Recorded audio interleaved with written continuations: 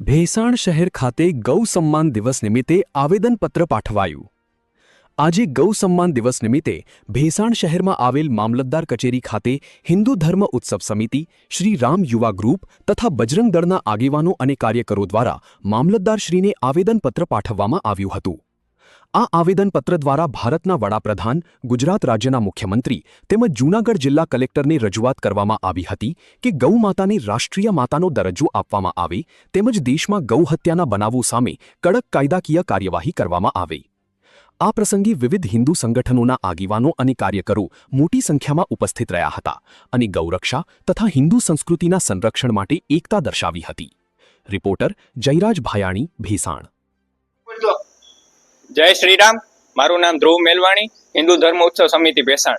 આજ રોજ ભેસાણ મામલતદાર કચેરી ખાતે ભેસાણ મામલતદારને હિન્દુ ધર્મ ઉત્સવ સમિતિ, શ્રી રામ યુવા ગ્રુપ ભેસાણ, પછી વિશ્વ હિન્દુ પરિષદ અને બજરંગ દળ દ્વારા તથા તમામ આયામો દ્વારા આજે એકત્રિત થઈને ભેસાણ મામલતદારને આવેદનપત્ર આપવામાં આવ્યું છે કે જે અત્યારે ભારતની અંદર જે ગૌ માતાઓ છે તેને મુસલમાનો દ્વારા કે અન્ય જ્ઞાતિઓ દ્વારા કતલ કરવામાં આવે છે તથા અત્યારના સમયમાં ગૌ માતાઓ એમનામ રખડે છે તથા તેમના ઉપર કોઈ પણ ધ્યાન રાખવામાં આવતું નથી। તો આજે અમે ભેસાણ